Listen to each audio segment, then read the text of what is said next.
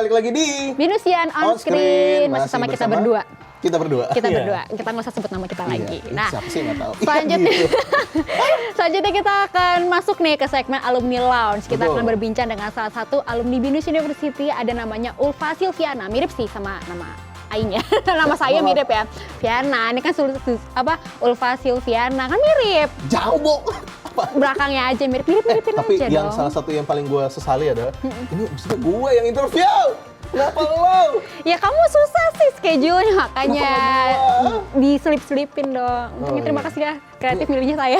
Luar biasa loh, maksudnya dari kemarin-kemarin kan sempat ngobrol-ngobrol juga sama Yuda ya sebenarnya sebelumnya ya. Iya, sebelumnya Iya. kita maksudnya ya dia udah beberapa kali lah ada di program Binus TV ya gitu, dan ini hadir lagi Betul. di Binusian on screen yang tentunya membawa prestasi yang sangat luar Luar biasa. Jadi Ulfa ini tuh alumni Binus University jurusan hubungan internasional, dan prestasi yang baru banget beliau raih adalah peraih medali emas di PON 20 Papua. Wah, luar Keren biasa. banget. Maksudnya biasa.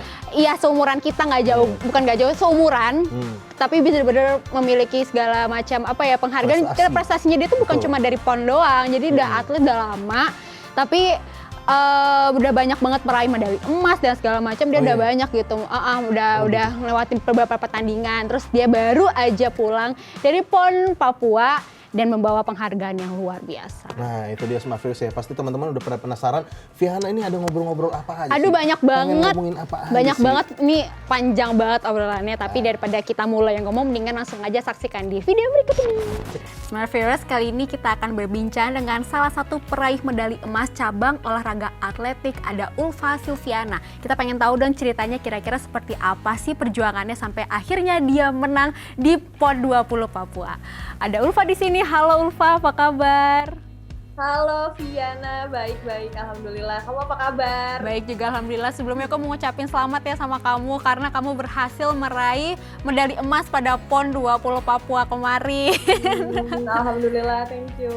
Iya, kita langsung bahas ya sebelum ngebahas soal meraih medali emas. Kita mau bahas dulu nih, kalau kamu nih adalah salah satu alumni Binus University Hubungan Internasional. Nah, boleh mungkin diceritain ketika awal ya, mungkin pas lagi masuk SMA, kamu tertarik nih sama jurusan internasional itu seperti apa? Apa memang ada ada pengalaman kah atau ada cita-cita yang mau kamu raih?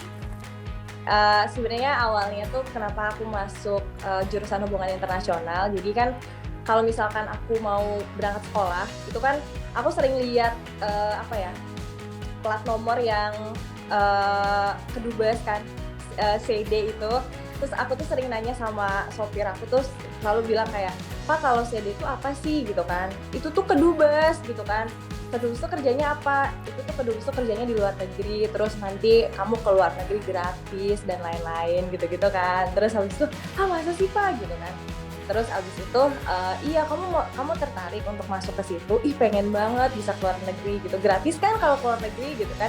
Iyalah gratis gitu, tapi nanti di situ kamu kerja gitu. Terus habis itu dari situ kayak aku searching tentang kayak kedubes, ternyata banyak kan general gitu kan, kayak aku harus masuk jurusan apa dulu nih kalau misalkan pengen jadi kedubes dan lain-lain. Dulu tuh masih awam banget kan pengetahuannya tentang tentang diplomat, tentang hubungan internasional tuh kayak gimana gitu. Akhirnya aku kayak searching gitu. Terus nanti kalau misalkan kuliahnya tuh aku harus ngambil jurusan apa, ternyata di situ tuh dicantumin kalau misalkan pengen jadi kedubes, pengen jadi diplomat itu harus masuk ke hubungan internasional. Akhirnya ada beberapa pilihan, dulu sempet kayak pengen masuk UI, tapi kayaknya kalau UI itu jauh banget, terus dan kayaknya kan susah banget sih masuk UI gitu. Terus akhirnya ya udah deh masuk Binus aja. Akhirnya aku konsultasi sama orang tua aku gimana, terus Pak aku pengen masuk kuliah jurusan hubungan internasional gitu karena aku pengen jadi diplomat. Karena aku pengen jadi diplomat, aku pengen jadi kedubes gitu kan. Terus abis itu ya udah cari kampus yang terdekat aja sama mes gitu. Akhirnya aku milih, akhirnya aku searching di Binus. Awalnya kayak di Binus ada nggak ya jurusan hubungan internasional. Pas aku lihat ternyata ada gitu kan, dan baru juga gitu kan. Akhirnya Ya udah deh nggak apa-apa deh, aku mau masuk binus aja gitu. Akhirnya ya udah aku masuk ke jurusan hubungan internasional dan ya seru juga. Nah, perjalanan kamu menjadi atlet itu seperti apa awalnya? Tadi kalau misalnya kamu bilang kamu udah di asrama, apakah memang dari SMA kamu sudah mencintai olahraga dan sudah mengenyam sebagai atlet, atau kira-kira dari hobi atau udah dulu diajarin sama orang tua, kira-kira gimana tuh? Sebenarnya aku nggak diajarin juga sih sama orang tua. Jadi awalnya tuh emang dulu pas SMP itu ada ekstrakurikuler atletik kan. Cuman dulu tuh namanya bukan atletik, apa ya, kids atletik namanya, kids atletik. Dan aku masih belum tahu kalau atletik tuh kayak gimana tuh, belum tahu. Terus akhirnya waktu itu aku sempet ngeliatin temen aku lagi latihan, terus aku bilang kok kayaknya seru ya gitu. Besok aku mau bilang sama pelatihnya di sekolah gitu. Akhirnya besokannya aku langsung bilang kan sama pelatihnya, Pak aku mau ikutan dong latihan atletik gitu. Kamu yakin? Kamu kan sering sakit gitu. Terus aku langsung kayak, ya terus aku langsung kayak, enggak kok Pak gitu. Makanya kenapa aku pengen ikutan atletik supaya sehat, aku bilang gitu. Terus ya udah kan, dari situ aku ikut latihan. Awalnya tuh ikut latihan dulu, cuman pas hari pertama aku latihan tuh sakit-sakit semua badan aku besoknya kan, kayak ya ampun terusin gak ya gitu. Terus aku punya teman namanya Sela tuh selalu nyemangatin aku untuk ayo Pak kamu tuh bisa gitu, jangan putus asa duluan, ayo sakit-sakit tuh cuman seminggu doang, habis itu kamu nggak akan sakit lagi, serius, iya kan. Ya udah tuh dari situ aku intens tuh latihan tiap hari sampai sore sampai maghrib. Terus akhirnya ada kejuaraan, aku dapat 4 medali emas di situ. Terus abis itu langsung mewakili kabupaten aku kan, terus habis itu aku pertandingan di Bandung. Nah di Bandung tuh aku juara lagi. Terus akhirnya aku direkomendasikan untuk masuk pelatnas gitu kan. Untuk masuk pelatnas dulu tuh namanya Prima Pratama kan. Akhirnya aku masuk ke Prima Pratama, dites lulus semuanya. Nah ya udah dari kelas 3 SMP aku start sekolah di Jakarta dan ikut pelatihan nasional di sana gitu. Oke, dan apa aja mungkin persiapan kamu waktu itu menuju PON 20 Papua? Berapa lama persiapannya kira-kira? Apakah kamu nggak sempat ya kalau tadi ya untuk ngecat rambut, atau mungkin ada self-care lain gitu? Persiapannya sebenarnya dari 2020, karena kan waktu itu kan PON Papua itu diselenggarakan Oktober 2020 kan, karena terhambat pandemi akhirnya dipospon jadi tahun depan Oktober 2021.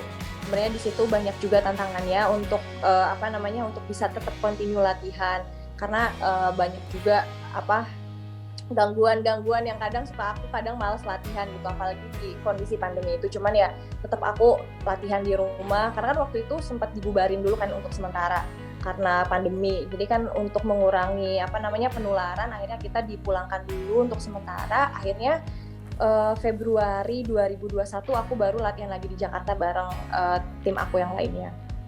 Di situ sih persiapannya lumayan berat ya, karena kan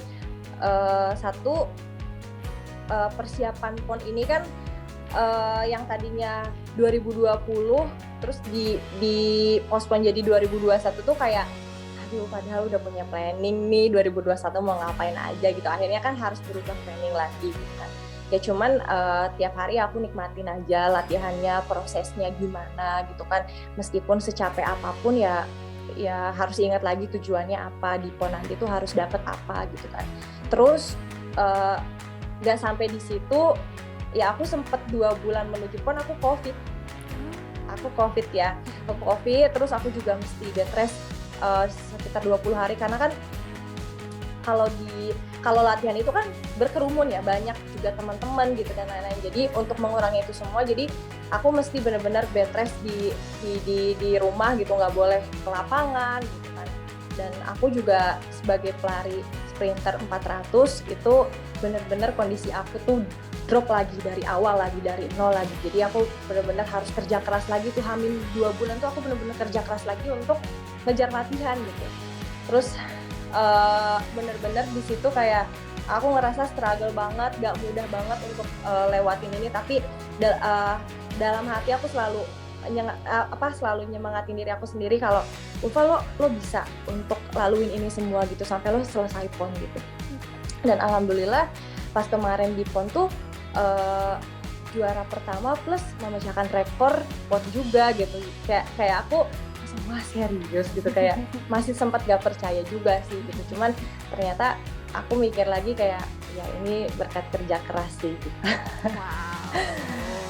Dari segala pengalaman kamu ya, maksudnya pasti mental up and down, fisik dan lain-lain gitu. Tapi kamu tuh terus bangkit. Boleh mungkin diceritain atau apa sih yang ngebuat kamu akhirnya memiliki mental juara yang sangat kuat? Untuk mendapatkan mental juara itu kan emang pasti nggak mudah. Satu nggak mudah, semua harus bisa dilaluin. Ada satu quotes yang aku tuh selalu aku terapin sampai sekarang. Itu quotes-nya pelari sprinter Amerika Allyson Felix. Dia tuh sempet kayak bikin quotes gini, "The journey may not look the way you imagine. Trust the process." Itu quotes yang sampai sekarang tuh aku selalu ingat. Jadi ketika aku down, ketika aku lagi nggak mood, hatinya lagi nggak mood, semuanya gitu, pokoknya lagi istilahnya udah lagi rarungsing gitu kan, itu aku selalu nginget quotes itu. Jadi emang prosesnya itu harus dilaluin, harus dinikmatin gitu. Terima kasih untuk Ulfa atas waktunya untuk bisa bincang-bincang sama kita di sini.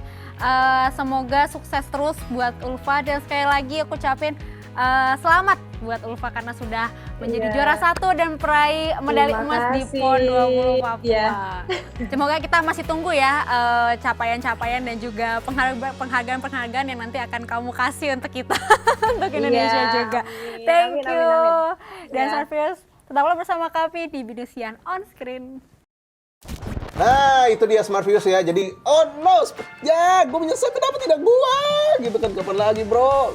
Kan biar kenalan kan nanti dari interview bisa ke DM IG. Oh, sorry.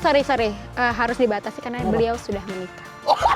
Jadi tolong banget sudah diikat secara ikatan suci di depan Tuhan. Saya tidak tahu. Jadi tidak boleh. Itu siapa sudah yang tahu? Sudah sold Oh, out. Untungnya beliau ngasih tahu ke saya sih. Untungnya. Jadi untung ada yang model-model begini harus di-cut dulu gitu. Duh, jadi malu, muka gue kelihatan merah nih kayaknya. Iya. Telinganya terlihat ya. Oke, by the way, untuk yang teman-teman barusan kita tonton, itu baru masih sepilah-pilah ya. Aduh, gitu. Sumpah aslinya tuh bener-bener panjang banget obrolannya. Sorry kalau misalnya gue yang wawancara tuh biasanya emang selingannya banyak sih, kayak panjang banget obrolannya. Tapi yang lebih lengkapnya bisa disaksikan di YouTube-nya Binus TV channel. Itu dia buat teman-teman, pokoknya nanti langsung cek aja gitu. Nah, habis ini Vi, kita masih ada lagi ya, karena di sini kita akan ngasih tunjuk beberapa, ada dari salah satu Binusian kita ya, ada kayak dia memberikan tutorial sepertinya. Betul. Nah, ini tutorial pun berhubungan dengan makeup dan beauty ya. Yes. Nah, itu dia. Tapi buat Smartviewers makanya jangan kemana-mana, kita ada yang mau lihat dulu, pokoknya tetap di Binusian On Screen.